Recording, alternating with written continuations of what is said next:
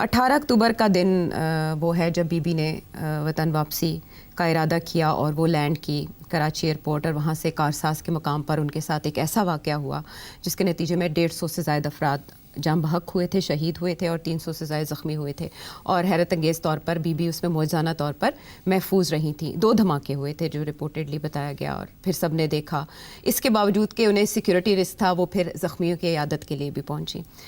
آج Pakistan Peoples party بھی اس کی یاد منا رہی ہے، ان کی CEC کا اجلاس بھی ہے جس میں ملکی معاملات، سیاسی صورتحال اور بہت کچھ اس پہ غور ہوگا۔ لیکن اس دن کے حوالے سے بہت سے لوگوں نے بہت سی کتابیں لکھی ہیں اور اپنے جو مشاہدات تھے ان میں درج کیا۔ آپ کا مشاہدہ اس دن کے حوالے سے کیا ہے؟ ہاں، دیٹس این انٹرسٹنگ کویسچن۔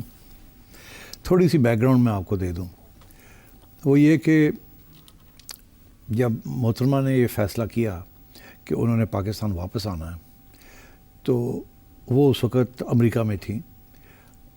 انہوں نے مجھے فون کیا وہاں سے، اچھا، اور مجھے کہا کہ آپ کی کیا رائے ہے، اور مجھے یہ بھی بتایا کہ آصف زرداری جو ان کے شوہر، وہ ان کو کہہ رہے تھے کہ اب آپ پاکستان مت جائیں، آپ کی جان پہ خطرہ ہے۔ تو انہوں نے مجھے پوچھا کہ تمہارا کیا خیال ہے؟ اچھا، تو میں نے کہا جی کہ اگر سیاست کرنی ہے آپ نے تو پھر آپ کو واپس آنا پڑے گا، اگر آپ کی بھی دلچسپی ہے to fight for election and so on, تو then you have to come back and take the risk. تو اس وقت ان کا بھی یہی خیال تھا کہ جیسے بھی ہے میں نے جانا ہے، رسک ہے یا نہیں رسک۔ تو اس وقت زرداری صاحب ان کے ساتھ بیٹھے ہوئے تھے نیو یارک میں جب محترمہ نے میرے سے بات کر رہی تھی۔ تو زرداری صاحب نے فون لے لیا اور زرداری صاحب نے مجھے کہا دیکھو یار، میں ان کو سمجھا رہا ہوں کہ بڑا خطرہ ہے، یہ میری بات نہیں مان رہی، تو آپ سمجھاؤ، تم تو ان کے ہاں میں حامل آ رہے ہو۔ اچھا، تو میں نے کہا جی میری مجبوری ہے، مجھے ایک سوال پوچھا گیا سیاسی طور پہ، اس کا میں نے سیاسی طور پہ جواب دیا ہے، باقی تو فیصلے تو آپ لوگوں کے ہیں، خطرہ تو ہے مگر سیاست میں تو پھر اس قسم کی چیزیں ہوتی ہیں۔ تو اس کے بعد محترمہ نے پھر واپس فون لے لیا ان سے، اور مجھے کہنے لگی کہ میں نے US وائس پریزیڈنٹ شینی کو کہا تھا کہ ہمیں سیکیورٹی پرووائڈ کریں۔ اچھا، تو انہوں نے کہا ٹھیک ہے، ہم سیکیورٹی پرووائڈ کرنے کے لیے تیار ہیں، آپ کو ایک ٹیم دے دیں گے ہم، مگر پہلے ہمیں جنرل مشرف سے اجازت لینی پڑے گی، بیکاز ظاہر ہے کہ تو کہنے لگے کہ انہوں نے مشرف سے بات کی اور جنرل مشرف نے کہا نو، وہ 101 دفعہ نہیں، جتنی دفعہ مرضی واپس آنا چاہیں آئیں گی، سیکیورٹی ہم پرووائڈ کریں گے، گورنمنٹ پاکستان پرووائڈ کرے گی، ہمیں باہر کی سیکیورٹی کی ضرورت نہیں ہے۔ اچھا، تو پھر محترمہ نے مجھے بتایا کہ یہ صورتحال ہے، تو پھر اب آصف یہ کہہ رہے ہیں کہ سیکیورٹی جو ہے پھر وہ ہم خود اپنی پرووائڈ کریں گے۔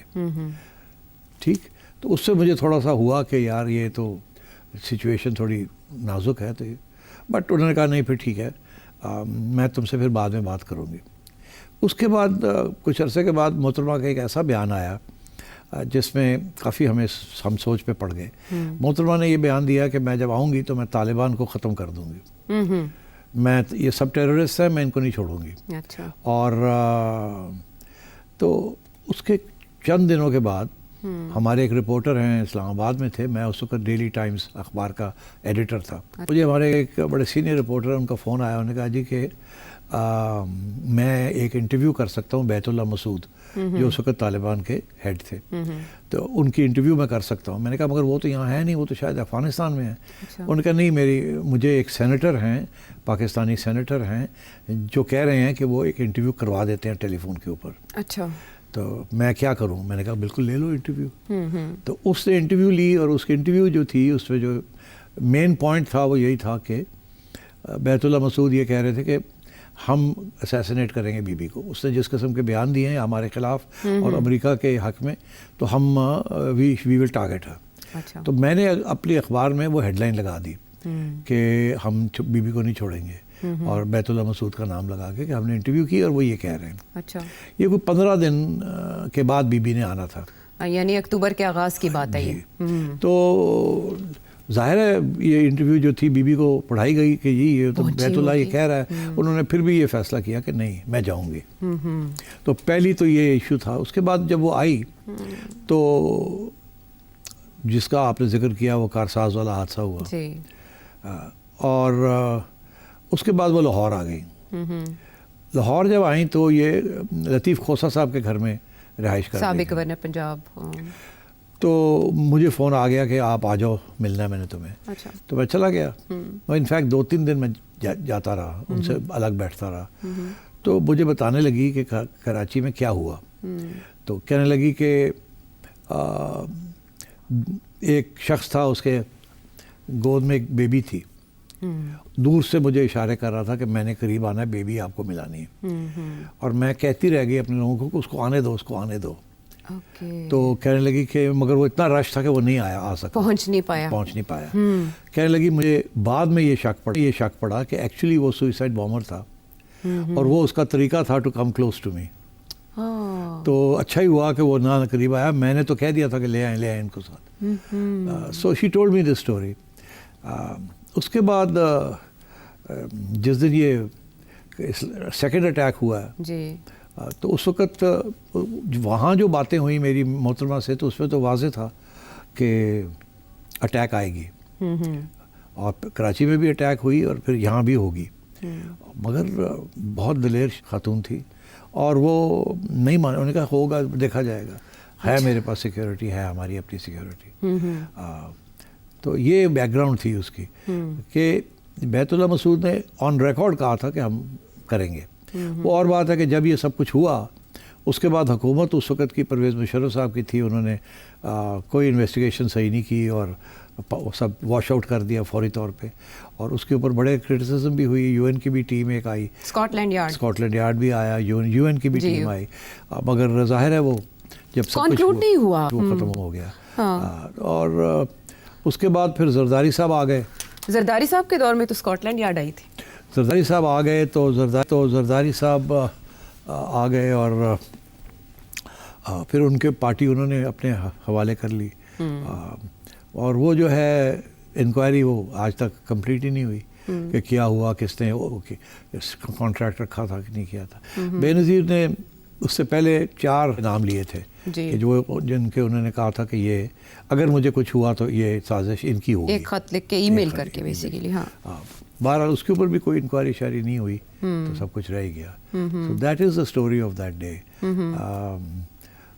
اینڈ جب مجھے پتہ چلا کہ بم پھٹا ہے, تو میری اس وقت محترمہ کے ساتھ بلیک بیری کے اوپر کانٹیکٹ تھا.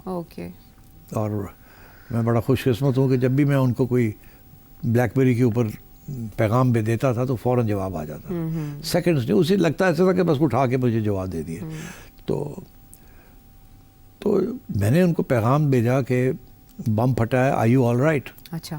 تو کوئی جواب نہیں آیا. پھر میں نے کیا کہ please confirm are you all right. اس وقت تک کوئی خبر نہیں. سو یہی تھا کہ ایک بم پھٹا ہے, سمجھ نہیں آ رہی کیا ہے, افراتفری تھی. تو کوئی جواب نہیں آیا. اس کے بعد میں پریشان ہو گیا, میں بھاگا اس کمرے میں اپنے گھر میں جہاں ٹی وی تھا. اچھا. میں نے کہا کچھ, تو میں نے ٹی وی آن کیا تو وہاں پھر پتہ چلا کہ فرحت اللہ بابر پہنچ گئے ہیں وہاں, اور ان سے پوچھا جا رہا ہے کہ کیا صورت حال ہے. وہ ہاسپٹل میں تھی, آئی سی یو میں, اور سرجری کرنے کی کوشش کر رہے تھے. اور چند منٹوں میں ہی بابر صاحب نے اناؤنس کر دیا کہ شی از نو مور. 27 دسمبر کی بات کریں آپ, یعنی اکتوبر سے دسمبر تک بھی طاق میں رہے جنہوں نے نشانہ بنانا تھا. بس it was a very traumatic moment for all of us. میں صرف یہی کہوں گا کہ محترمہ جب اس دفعہ جب پاکستان آئی, تو جو میری ان سے میٹنگز ہوئیں, اور بھی میڈیا والوں کی میٹنگز ہوئیں کھوسا صاحب کے گھر میں, she was a very mature person. بہت سینسیبل اور اچھی باتیں کر رہی تھی. اور یہ فیصلہ کر کے آئی تھی کہ اس دفعہ it will be a different administration, because 2 دفعہ نکالی گئی تھی, ان کے اوپر کیسز بنائے گئے, پرسیکیوشن ہوئی کافی. But this time she was very mature. اور بہت امید پہ ہم سب جب انٹریکشن کیا ان کے ساتھ تو بڑے پور امید تھے ہم کہ this time it will be different, and she is the leader that we need. Pakistan کی ڈائریکشن بدل سکتی تھی اگر محترمہ برسر اقتدار آتی, اور شاید پیپلز پارٹی کے لیے تب چانسز بھی کافی تھے اقتدار میں آنے کے. جی بالکل, وہ تو اس وقت اسی لیے زرداری صاحب پھر جیت گئے نا الیکشن. وہ تو کہتے ہیں کہ سمپیتھی ووٹ ملا. نہیں ملا تو ہے, مگر اس وقت بی بی کا ہی ووٹ تھا نا. तो बीवी जब वापस आई थी तो शी वाज वेरी पॉपुलर. अच्छा, ब्रिगेडियर एजाज शाह ने एक इंटरव्यू में कहा था कि हमने सारी तैयारियां की हुई थी कहीं और इक़्तिदार मुंतकिल करने की, लेकिन बीबी की शहादत की वजह से फिर हमें पीपल्स पार्टी को इक़्तिदार देना पड़ा. This interview is on record. क्या है, आई डोंट नो. अच्छा सिट साहब, बीबी तब्दील हो चुकी थी, काफ़ी कुछ सीख चुकी थी, मैच्योरिटी थी उनके लहजे में, और फिर उसके बाद वो शहीद हो गई. उसके बाद पीपल्स पार्टी बड़ी ट्रांसफॉर्म हुई, बहुत बदली, और आज उसको लीड कर रहे हैं आसिफ अली जरदारी साहब, बिलावल भुट्टो जरदारी साहब. पीडीएम और उसके बाद इस हुकूमत का जो भी सफ़र था हाइब्रिड रजीम का, हाइब्रिड हुकूमत का, अब पीपल्स पार्टी की सीईसी का इजलास आज, उसमें मुख्तलिफ अमूर ज़ेर गौर आने थे. एक जो ख़बर सुनने में आ रही है, गर्दिश कर रही है कि इस तनाज़े के बाद जो मरीम नवाज़ साहिबा और पीपल्स पार्टी के दरमियान देखने में आया, पीपल्स पार्टी की जानिब से रिजर्वेशंस पहुँचाई गई हैं मोतबर हलकों तक, शहबाज शरीफ साहब तक, और ये कहा जा रहा है पीपल्स पार्टी को कि आप आ जाएं कैबिनेट में, लेकिन उस पर पीपल्स पार्टी मुनकसिम है. एक बिलावल साहब का ग्रुप है और एक जरदारी साहब का ग्रुप है. आप देख रहे हैं मुस्तकबिल करीब में पीपल्स पार्टी को कैबिनेट में आते हुए, या राय किसकी प्रिवेल करेगी, कौन आना चाहता है? इसका जवाब तो बड़ा सिंपल है. हाँ. कि मसला क्या है पीपल्स पार्टी और नून लीग के दरमियान. एक मसला है ना जी, जिसकी वजह से नून लीग जो है वो एक तरफ खड़ी है, इनकी बात नहीं मान रही, और मसला वही है. मसला ये है कि वो कनाल पानी वाली बनेगी कि नहीं बनेगी, एनएफसी वाला एनएफसी अवार्ड जो है वो तब्दील होगा कि नहीं होगा. ये दो मेजर इश्यूज हैं, और बाकी छोटे इश्यूज हैं. अच्छा. ये जो पंजाब में जो कुछ हुआ है, ये वो जी हमें बेनज़ीर इनकम सपोर्ट प्रोग्राम, ये छोटी छोटी चीज़ें हैं, वो दो इश्यूज हैं. पीपल्स पार्टी अगर कैबिनेट में आती है, हाँ. तो फिर कैबिनेट के अंदर आके तो कैबिनेट का फैसला अगर आ जाता है पीपल्स पार्टी के मौक़िफ़ के ख़िलाफ़, तो फिर क्या करेंगे, फिर छोड़ देंगे. तो इसलिए वो आते ही नहीं है. उनको पता है अगर आए तो सबसे पहले वहाँ यही कैबिनेट में डिस्कशन होगी कि इन पे हाँ करें, और कैसे हाँ करेंगे, वो तो हाँ कर नहीं सकते. जी. तो फिर लड़ाई झगड़े शुरू हो जाएंगे, फिर वो ऑन प्रिंसिपल छोड़ना पड़ेगा. तो फ़ायदा क्या अंदर जाने का. और यही जब तक ये मसला हल नहीं होता पानी का और एनएफसी अवार्ड का, बेसिकली 18th कॉन्स्टिट्यूशनल अमेंडमेंट, उसके ख़िलाफ़ इस वक्त एक महाज है कि, और वो आसिफ जरदारी डट गए हैं. अच्छा. कि 18th कॉन्स्टिट्यूशनल अमेंडमेंट जिसके ज़रिए ये एनएफसी अवार्ड को किया गया, फिर और भी बहुत से उसमें प्रोविंशियल ऑटोनॉमी के बारे में चीज़ें हैं, वो that is the stumbling block. इसलिए वो अंदर नहीं आते. उनको पता है अंदर आए तो फिर हाँ करनी पड़ेगी, अगर हाँ नहीं करेंगे तो छोड़ना पड़ेगा. तो अपनी ऑटोनॉमी रखने के लिए, आज़ादी रखने के लिए, क्योंकि उनकी कंस्टिट्यूंसी जो है वो ये दोनों चीज़ें नहीं मानती.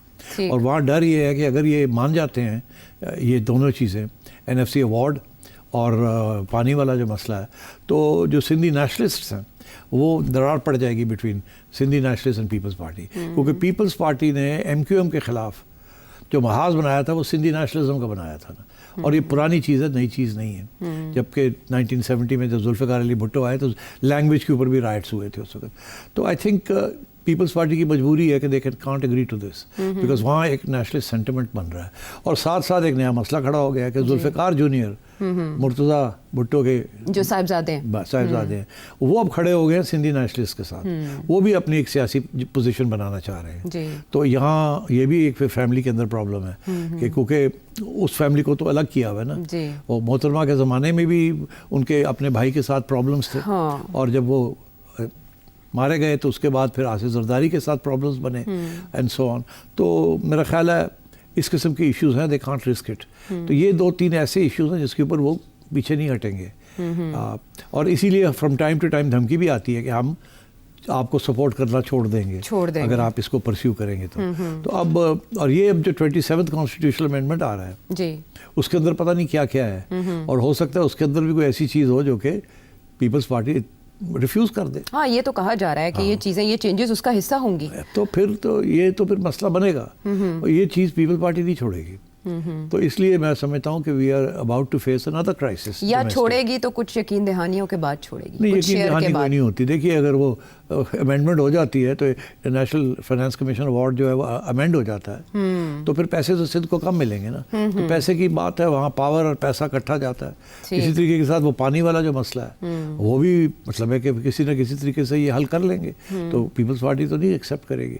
सो आई थिंक ये आगे जाके ट्रबल आनी है. सियासत दांव पे तो वो कैबिनेट में बैठ के तो और भी प्रॉब्लम बन जाएगा ना. इस तरीके के साथ तो कह सकते हैं कि हम इसका हिस्सा नहीं है, ये करना चाह रहे हैं तो करें, हम तो इसका हिस्सा नहीं है. ٹھیک ہے. ٹھیک ہے نا. بٹ یہ ہے کہ جب اگر 27th کانسٹیٹیوشنل امینڈمنٹ کی یہ چیزیں ڈالی گئیں تو پیپلز پارٹی تو نہیں سپورٹ کرے گی. ٹھیک ہے. تو پھر یہ میجورٹی کہاں سے لائیں گے؟ So that is a problem. ٹھیک. That is a problem. اور میں آپ کو کہہ دوں کہ ابھی جو حال ہی میں آرمی چیف کی ملاقات ہوئی ہے زرداری صاحب کے ساتھ جی ایوان صدر میں، وہ اس کا تعلق اسی قسم کی چیزوں کے ساتھ تھا. ٹھیک. وہ آپ نے اشارہ بھی دیا تھا کہ وہ افغانستان کے ساتھ جو تلخی کا معاملہ ہے اس کو لے کر ظاہری طور پر تو اس کو لے کر ہوئی، لیکن باطنی طور پہ اس کے اندر کیا چیزیں ڈسکس ہوئیں. پاکستان پیپلز پارٹی کا کہ پاکستان پیپلز پارٹی کے سامنے آنے والے دنوں میں کیا رکاوٹیں آ سکتی ہیں. ایک طرف ہے سیاسی مفاد، دوسری طرف ہے ریاستی مفاد. اس کے درمیان سے پیپلز پارٹی کو گزرنا ہے تو کس طور گزرے گی؟